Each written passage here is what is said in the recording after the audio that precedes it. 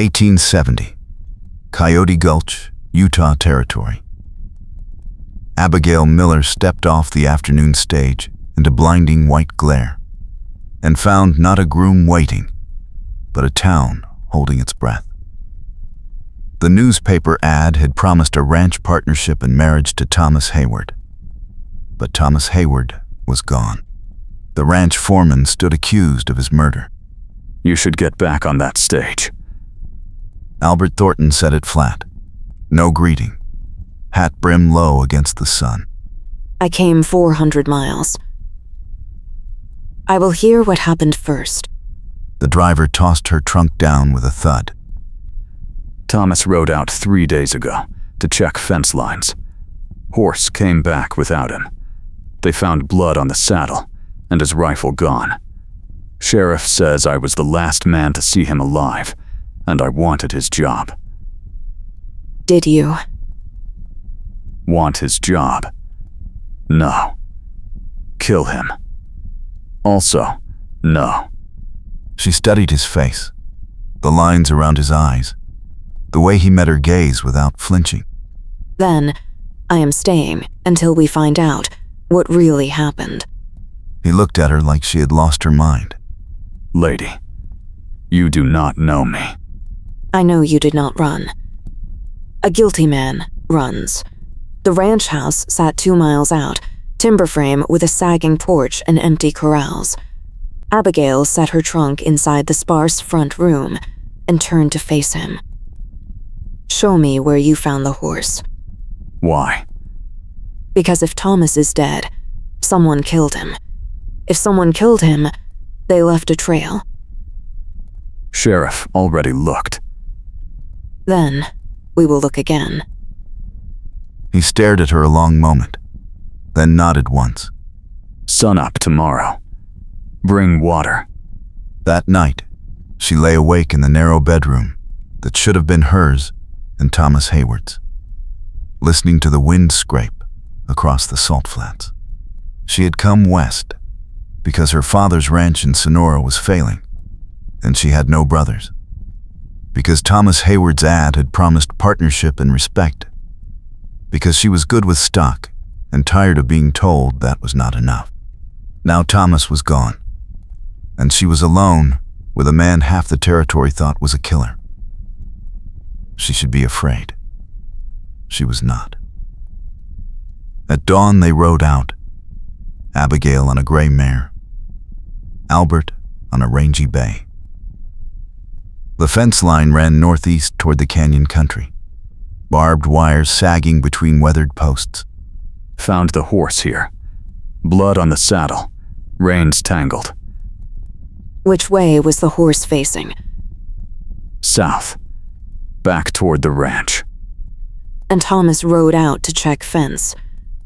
So he got this far at least.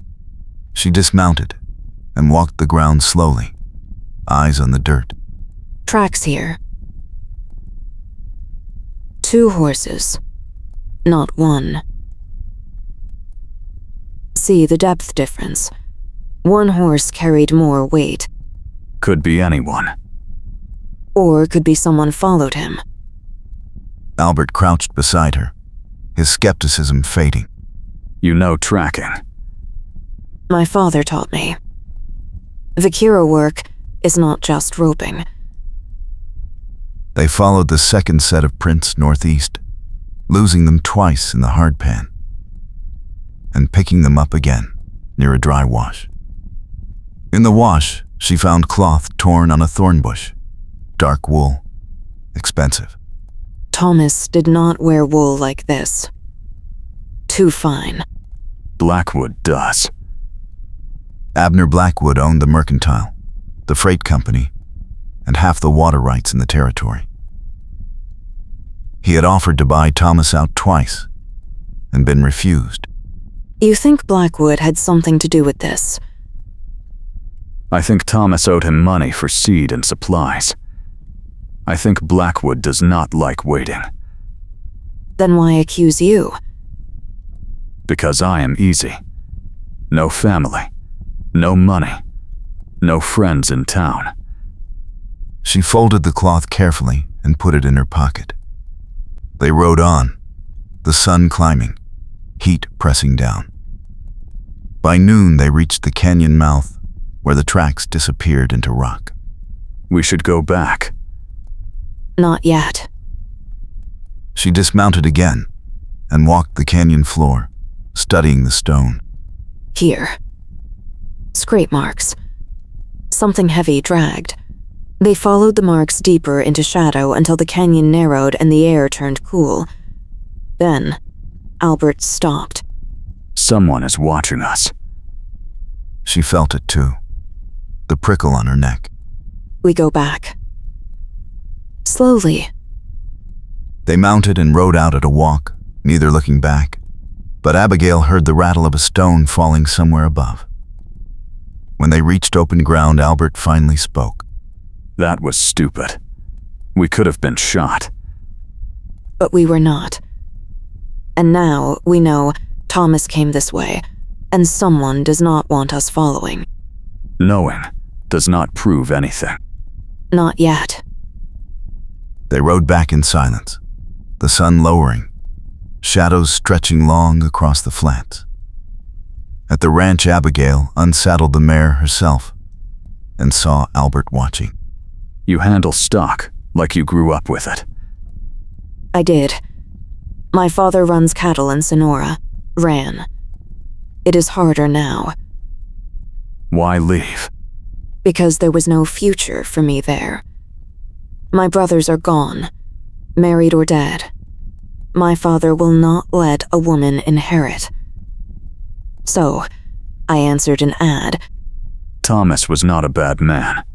He would have treated you fair. I believe you.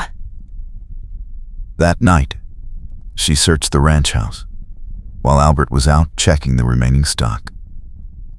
In Thomas Hayward's desk, she found ledgers, letters, a tintype of a stern-faced woman who might have been his mother.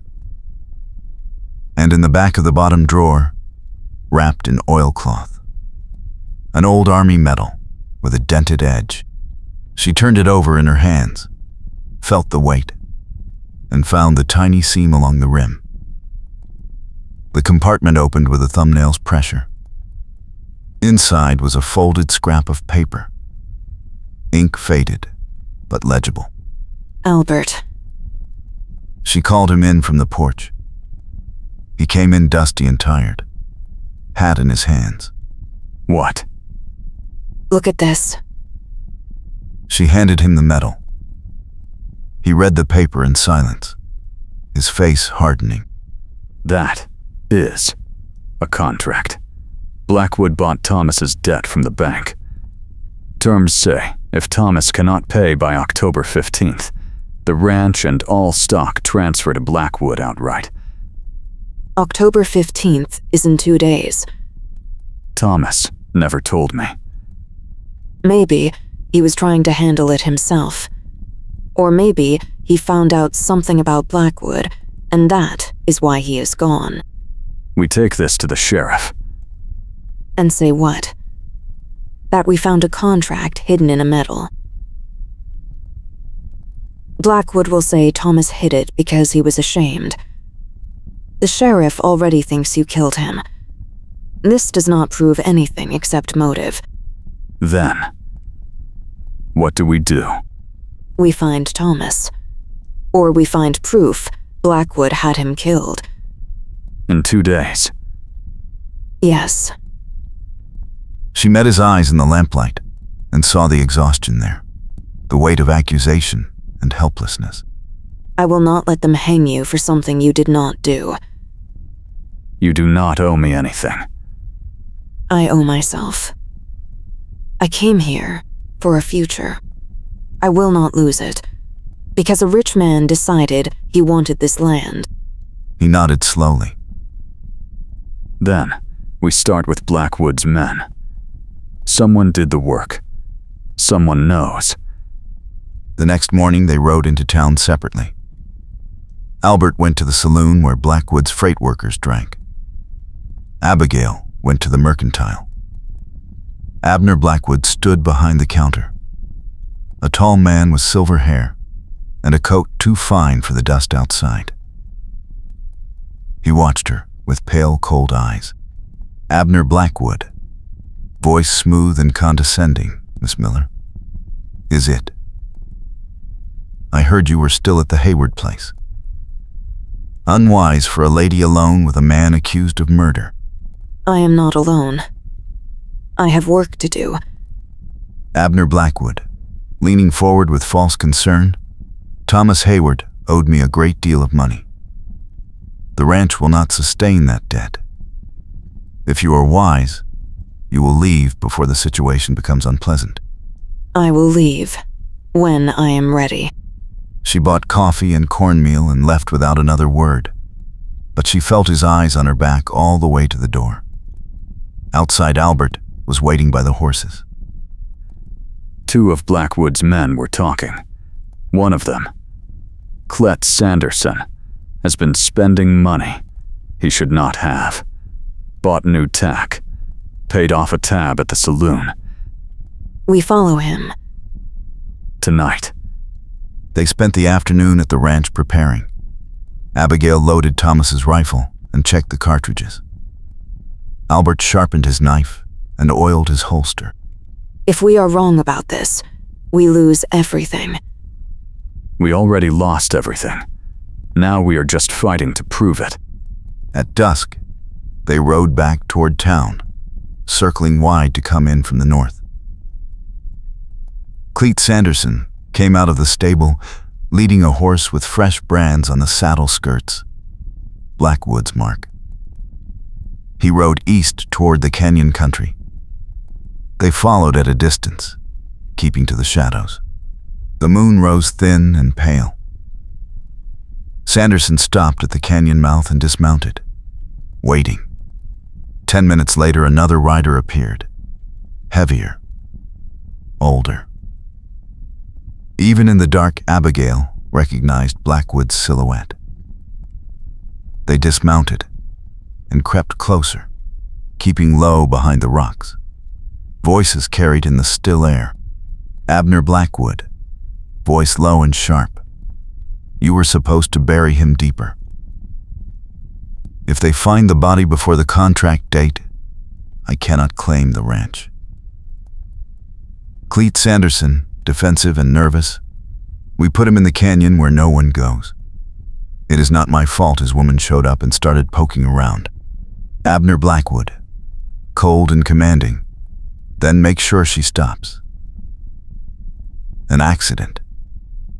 The foreman too. No witnesses, no questions. Do it tomorrow. Abigail felt Albert's hand on her wrist steadying. She aimed the rifle at Blackwood's chest. Step away from the horse. Both of you. They froze.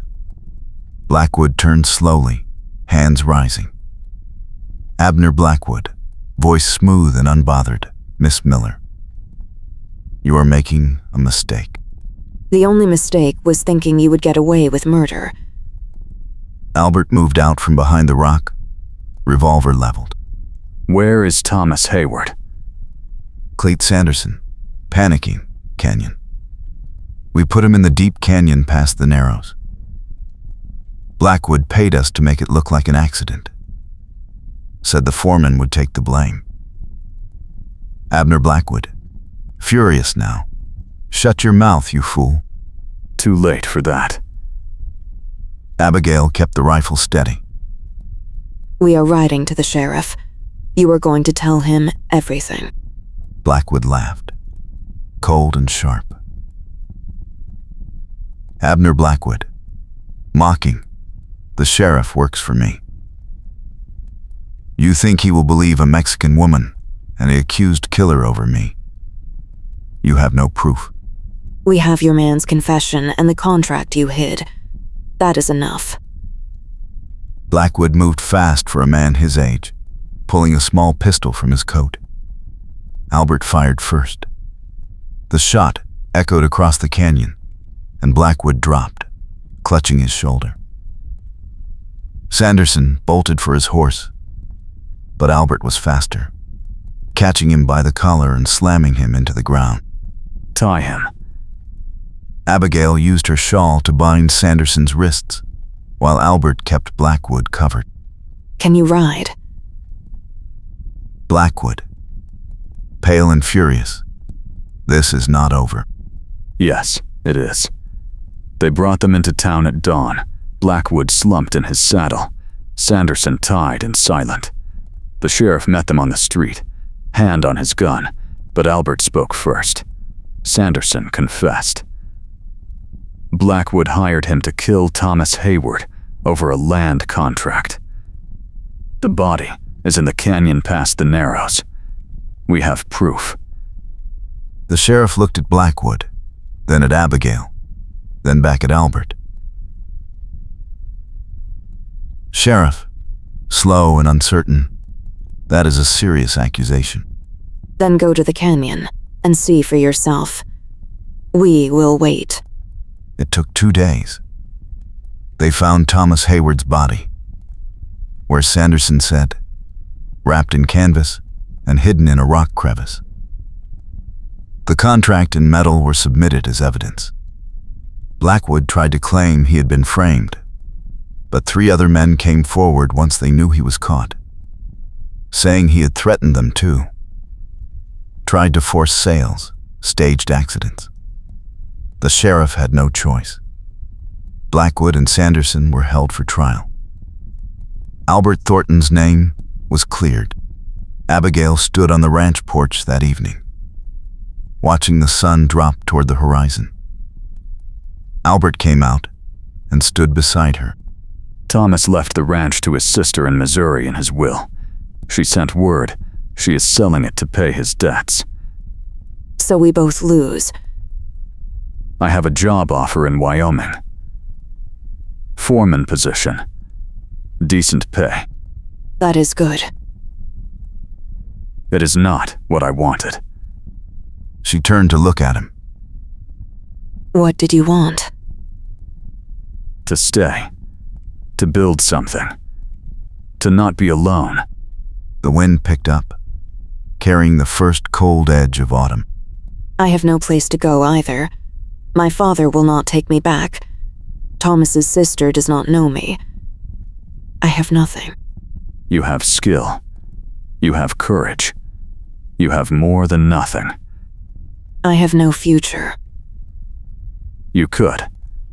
If you wanted. She waited. Come to Wyoming with me. Not as a hired hand. As a partner. We find land. We build a ranch. We do it right. You do not know me. I know you tracked a killer across a canyon and did not flinch when he pulled a gun. I know you believed me when no one else did. That is enough. She studied his face in the fading light. The honesty there. The hope. I came west for a partnership and a future. I am offering both. I do not love you. I do not love you either. Not yet. But I trust you. That is a start. The next week, they packed what they could carry and sold the rest. Thomas's sister sent a letter thanking Abigail for finding the truth and a small sum of money for her trouble. It was not much, but it was enough for supplies and 2 train tickets north. The day before they were to leave, the first snow fell. Not much, just a dusting that melted by noon, but it was a warning. We should go tomorrow. Weather is turning. Agreed. That night, Abigail could not sleep. She lay in the dark listening to the wind and thinking about what she was choosing. A man she barely knew. A territory she had never seen. A future built on nothing but hope and hard work. It was terrifying. It was exactly what she wanted. She rose and pulled on her shawl and went outside. The sky was clear and cold. Stars thick overhead. Albert was at the barn, checking the stock one last time. Could not sleep. Me either. They stood in silence. The barn door opened behind them. Warm smell of hay and horses drifting out. I am afraid. Of what? That I am making another mistake. That I will get to Wyoming and find out you are not the man I think you are. That I will be alone again. I am afraid of the same thing. Then why are we doing this? Because staying here is worse. Because we have a chance. Because I would rather fail trying than never try at all. She looked at him. This man who had been a stranger 2 weeks ago. Who had trusted her when he had no reason to. Who had stood beside her when a killer aimed a gun. I do not believe in fate. I do not believe we were meant to meet. Neither do I. But I believe in choice. And I am choosing this. I am choosing you. I am choosing you too. He leaned down and kissed her. Slow and careful. And she kissed him back. It was not passion. Not yet. It was promise. When they pulled apart, the snow was falling harder, thick flakes catching in her hair. We should go inside. Not yet. She held his hand, and they stood together in the cold, watching the snow fall and the world turn white. The next morning they woke to 6 inches of snow and more coming down. The train was delayed. They waited in the ranch house, fire burning low, supplies running out. If it does not stop soon, we will be stuck here until spring. It will stop. It did not stop. For 3 days the snow fell, piling in drifts against the barn, covering the corrals, turning the flats into a white empty sea. On the 4th morning they woke to silence. The storm had passed. The sky was clear and brutal blue. We can leave today, if we push. Then we push. They loaded the wagon, hitched the horses, and started out. The snow was deep and the going slow. By midday, they were only halfway to town. We will not make the train. Then we catch the next one. They reached Coyote Gulch at dusk. The town was half buried, streets empty, but the telegraph office was open. Albert sent a wire to the territorial marshal. They waited. 2 days later, the marshal arrived with 3 deputies. Abner Blackwood was arrested at his ranch, protesting his innocence, demanding lawyers, threatening lawsuits. The marshal ignored him. We found the deed in the metal compartment. We found the letters. We have witnesses who saw you threaten homesteaders. Blackwood's face went pale. He looked at Albert, then at Abigail.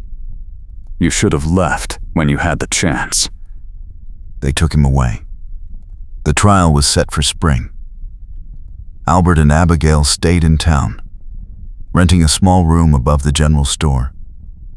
They testified. They waited. In March, the jury returned a verdict. Guilty on all counts.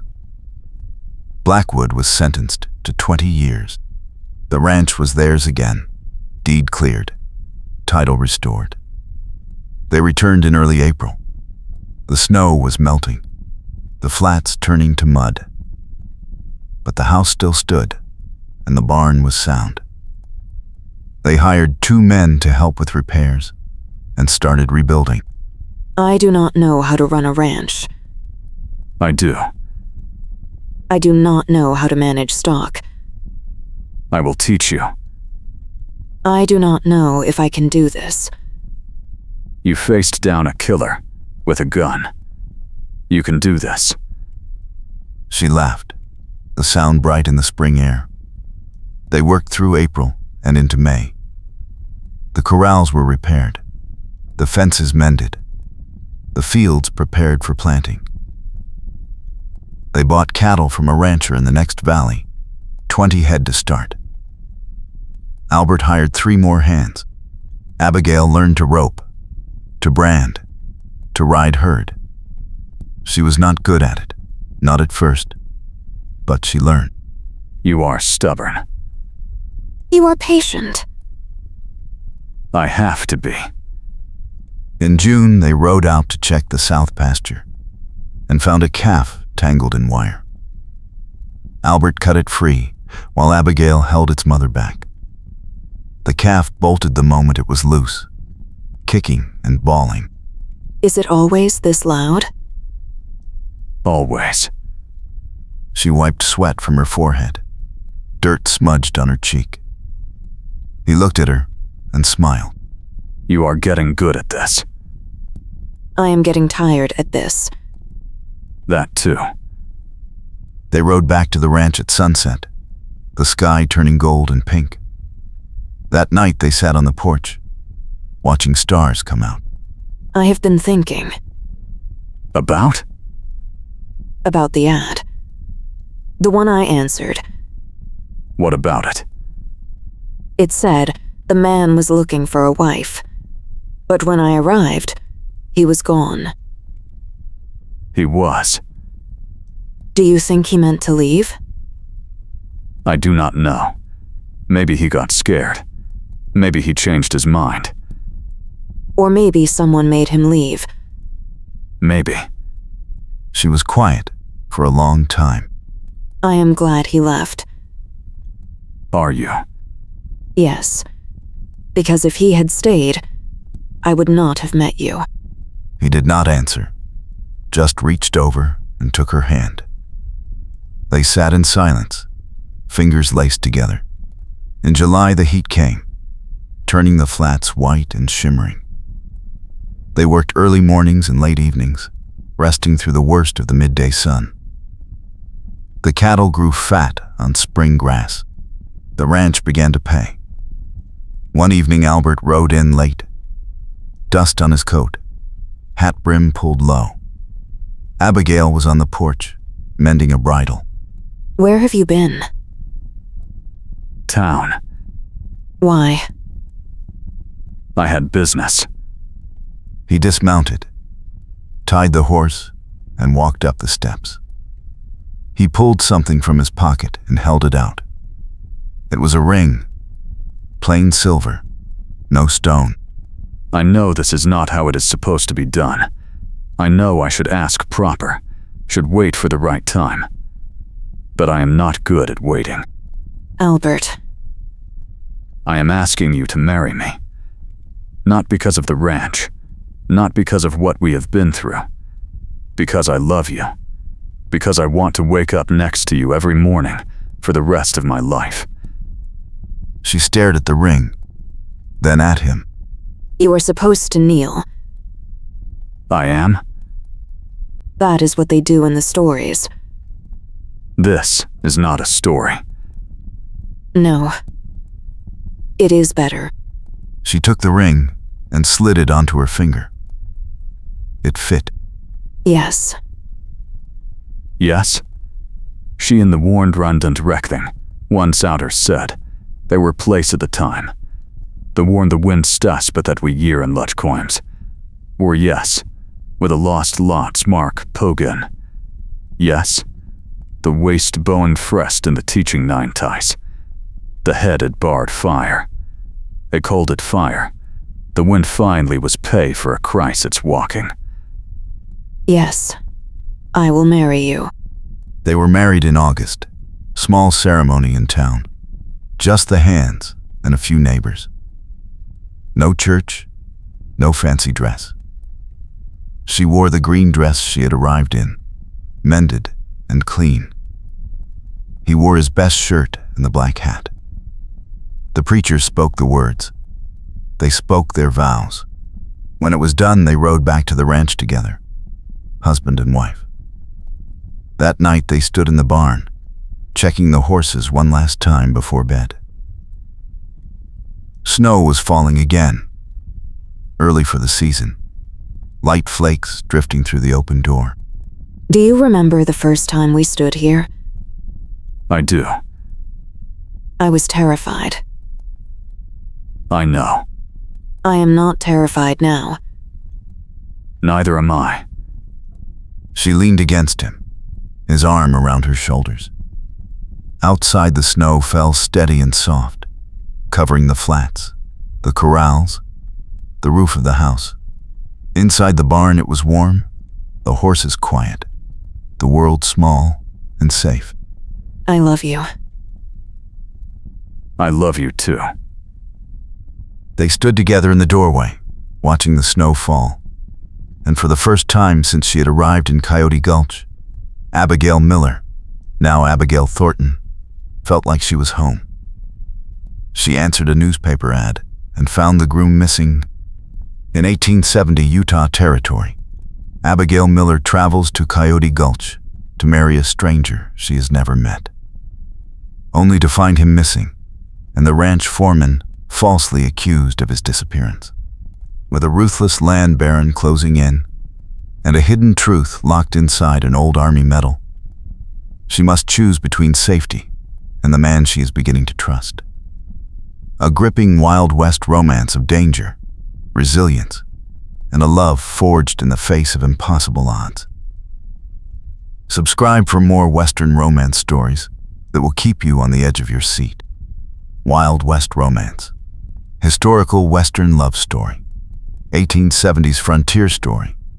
Cowboy romance. Utah Territory Western.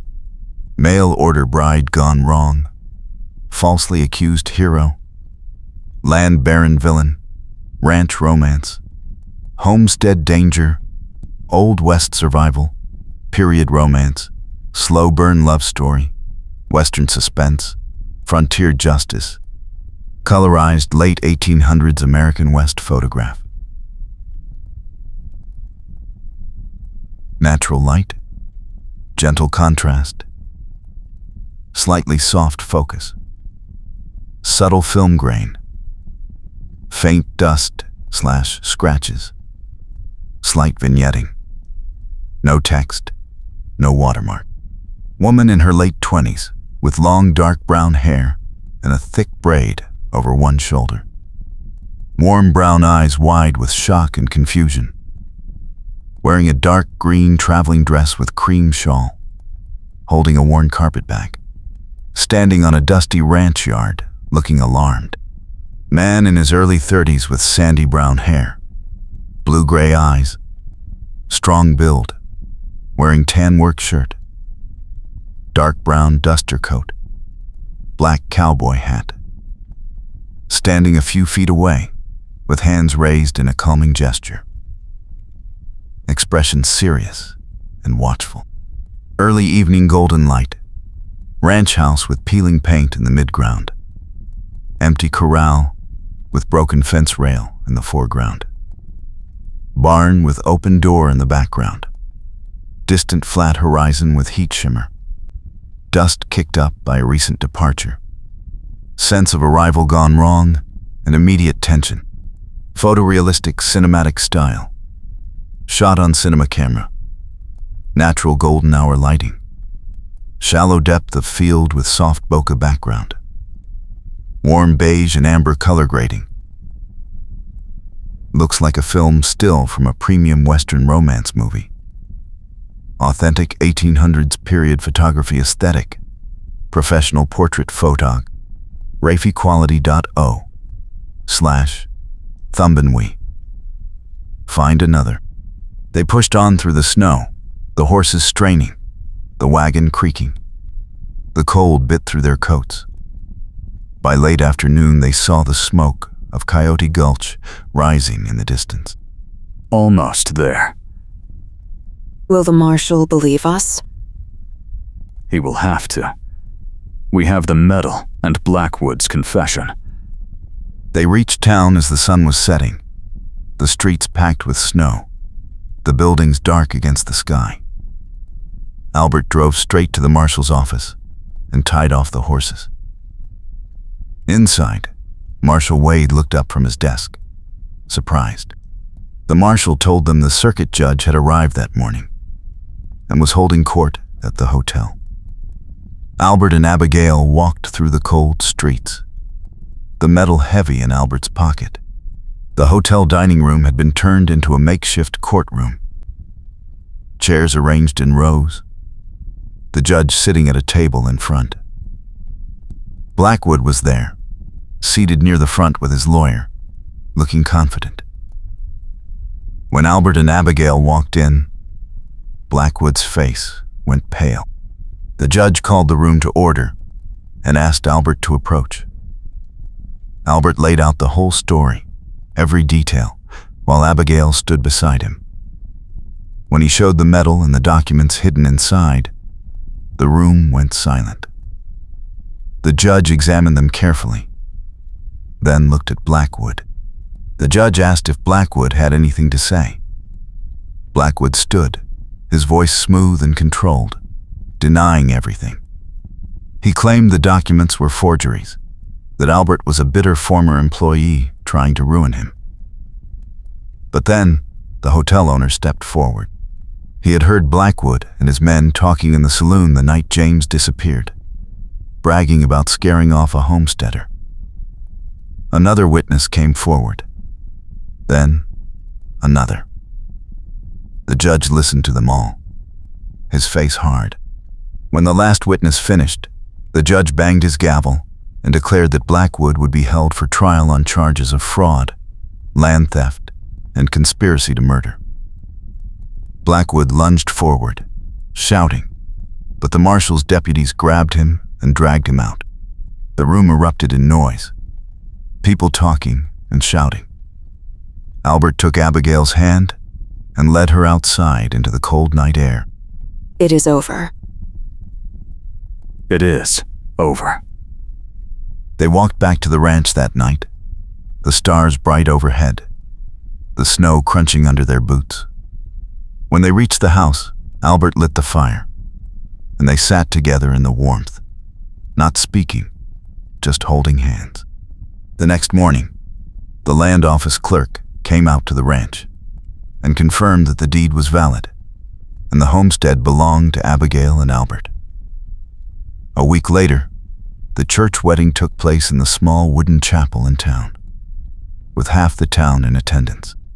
Abigail wore a simple dress she had sewn herself, and Albert wore his cleanest shirt and a new hat. When the preacher asked if she took this man, Abigail looked at Albert and smiled. I do. And when the preacher asked if he took this woman, Albert looked at her and said the same. They kissed in front of everyone, and the church erupted in applause.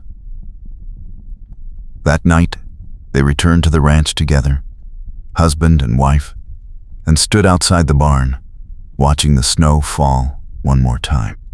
I never thought I would have this. Neither did I. What do we do now? We live. We work. We build something that lasts. He kissed her again, slow and sweet, and she kissed him back. The snow fell softly around them, covering the world in white, covering the past and all its pain. Inside the barn, the horses shifted and stamped. Inside the house, the fire burned low, and Abigail and Albert stood together in the cold. Two people who had found each other in the hardest of ways. Two people who had chosen each other when the world gave them every reason not to. Are you cold? A little. Come inside. They walked into the barn together, and Albert closed the door behind them. The horses nickered softly in their stalls. The air smelled of hay and leather and snow. Abigail leaned against him, and he wrapped his arms around her, and they stood like that for a long time, not speaking, just breathing together in the quiet. Tell me something true. What do you want to know? Tell me what you were thinking the day I arrived. I thought you were the bravest woman I had ever seen. I thought you were going to turn around and leave the moment you found out Daniel was gone. But you did not. You stayed. And I could not stop thinking about you. I could not stop thinking about you either. Even when I was afraid. Even when I did not know if I could trust you. You can trust me now. I know. She turned in his arms and looked up at him. And he looked down at her, and the world outside the barn was cold and white and silent. But inside there was warmth and light, and the beginning of something that would last. The next months were not easy. The winter was hard, and supplies ran low. The railroad agent tried twice more to pressure them into selling, but each time Abigail and Albert stood firm. By spring, the homestead was theirs, free and clear, and the garden was planted and the fences mended. Albert hired 2 new hands to help with the stock, and Abigail took over the bookkeeping and the supply orders. They worked side by side from dawn until dark, and every night they sat together by the fire and talked about the day and made plans for tomorrow. The town began to see them as a unit, Albert and Abigail Thornton, the couple who had beaten Blackwood and survived the winter and made a go of it when everyone said they would fail. In late spring, Abigail realized she was carrying a child. She told Albert one evening when they were sitting on the porch watching the sun set over the flats. I am going to have a baby. He turned to her, eyes wide, and for a moment he did not speak. Then he pulled her close and held her tight. Are you sure? I am sure. When?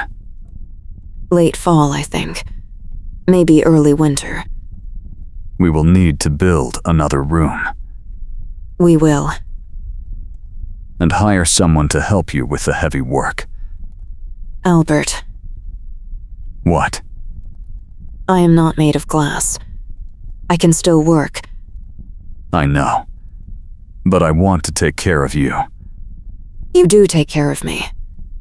Every day. He kissed her forehead, and they sat together in the evening light, his hand resting on her belly, hers covering his. The baby came in November, a girl with dark hair and blue eyes, and they named her Clara. She was healthy and loud and perfect, and when Albert held her for the first time, he cried. Abigail watched him from the bed, exhausted and happy, and thought about the day she had stepped off the stage in Coyote Gulch with nothing but a carpet bag and a newspaper advertisement, and a hope that had seemed foolish even then. She had come looking for a husband and found a partner. She had come looking for safety and found love. And now she had a family, a home, a life that was hers. She is beautiful. She looks like you. She looks like both of us. He sat beside her on the bed and handed Clara back to her, and Abigail held her daughter close and felt the weight of her, warm and real and alive. Outside the window, the snow was falling again, soft and steady, covering the flats and the barn and the garden. Inside the house, the fire burned bright, and the room was warm. And Abigail Thornton, who had once been Abigail Miller, who had once been a stranger in a strange land, closed her eyes and smiled. The years that followed were not easy, but they were good. The ranch grew slowly, one season at a time. Albert hired more hands and expanded the herd.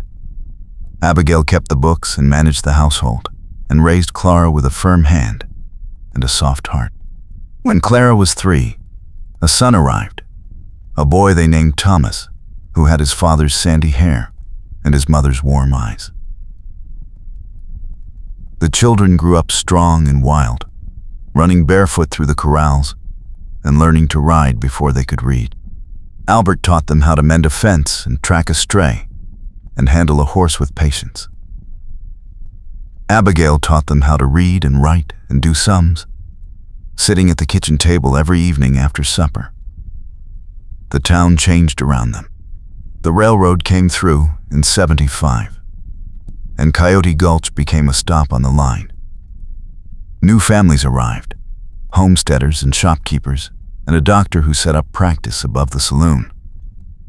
The church built a new building, bigger and whiter, with a bell that rang every Sunday morning.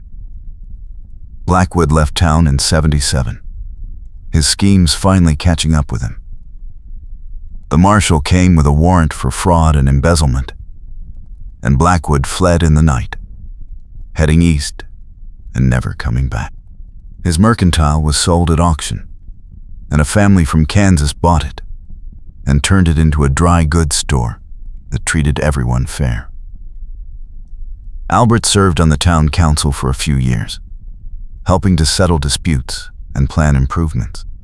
Abigail started a school in the church basement, teaching the children of homesteaders who lived too far out to make the trip to the territorial school.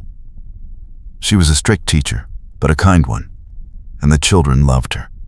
On their 10th anniversary, Albert took her into town and bought her a new dress, dark blue with lace at the collar. You deserve something fine. I do not need fine things. I know, but I want you to have them anyway. She wore the dress to the church social that weekend, and all the women admired it, and Albert stood beside her with his hand on her back, proud and happy. That night, they walked home under the stars, the children asleep at a neighbor's house, and they talked about the early days, the fear and the danger and the uncertain future. Do you ever think about what would have happened if I had not come? Every day. What do you think? I think I would have ended up alone. Or dead. Or both. I think I would have gone back east and married someone safe and been miserable. I am glad you did not. So am I. They reached the ranch and stood outside the barn, looking at the house they had built together, the corrals they had mended, the garden they had planted. Inside, the fire was banked low, and the children's beds were empty, but waiting. Do you ever regret it? Never. Not once. Even when it was hard? Especially then. He kissed her, slow and deep, and she kissed him back. They had kissed 1,000 times in 10 years, but every time felt like the first. They went inside and sat by the fire, and Albert poured 2 cups of coffee, and they talked until midnight about nothing and everything. The children grew older. Clara became a strong-willed young woman who could ride as well as any hand and had no patience for foolishness. Thomas was quieter, thoughtful, with a gift for working with horses that reminded everyone of his father. In 1882, a 3rd child arrived, another girl they named Grace, who had Abigail's dark hair and Albert's smile. The ranch prospered. The herd grew to 200 head, and Albert bought the adjoining property when the owner moved back to Missouri. They built a new barn, bigger and sturdier, with a loft for hay and stalls for 20 horses. Abigail expanded the garden and started raising chickens and selling eggs in town. The school grew too, and Abigail hired an assistant, a young woman from Denver who had come west to teach. The town council voted to build a proper schoolhouse, and Abigail helped plan it, insisting on big windows and a wood stove and shelves for books. On their 20th anniversary, the children threw them a party at the ranch. Half the town came, bringing food and gifts and stories about Albert and Abigail in the early days. The preacher gave a speech about faith and resilience, and the mayor presented them with a certificate declaring them honorary founding citizens of Coyote Gulch. Albert stood up to say a few words, but his voice caught, and he sat back down. Abigail took his hand and stood instead. We did not come here to be heroes. We came here because we had nowhere else to go. But this town gave us a chance, and we took it. And I am grateful every day for that chance and for the people who stood with us when we needed it most. The crowd cheered, and the fiddle player struck up a tune, and everyone danced in the yard under the stars. Albert and Abigail danced too, slower than they used to, their bodies older, but their steps still in sync. 20 years. 20 years. Do you ever miss Mexico? Sometimes. But this is home now. It is. They danced until the moon was high, and then they sat on the porch and watched the party wind down. The children were grown now, Clara courting a young rancher from the next valley, Thomas working alongside his father every day, Grace still a child, but already showing signs of her mother's stubborn independence. We built something good here. We did. Together. I would not change a single thing. Not even the hard parts? Especially not the hard parts. They made us who we are. He squeezed her hand, and they sat in comfortable silence, listening to the last of the guests say their goodbyes and head home. When everyone was gone and the children had gone to bed, Albert and Abigail walked out to the barn one more time, just as they had done so many nights before. The air was cool and clear, and the stars stretched from horizon to horizon. Do you remember the first night we stood here? Of course. You told me you did not kill him. And you believed me. I did. Why? Because I saw who you were. And I trusted that. I am glad you did. He pulled her close, and she rested her head against his chest, listening to his heartbeat, steady and strong. 20 years had passed since she stepped off that stage with a carpet bag and a foolish hope. 20 years of work and worry and joy. 20 years of building a life with a man she had chosen, who had chosen her. The snow began to fall, soft and gentle, just as it had that first night. Abigail looked up at Albert and smiled. I love you. I love you too. They stood together in the falling snow. Two people who had found each other against all odds, who had built something lasting out of nothing, who had turned a harsh and unforgiving land into home. And as the snow covered the ground and the barn and the world around them, Abigail and Albert Thornton held each other close and knew that whatever came next, they would face it together, just as they always had.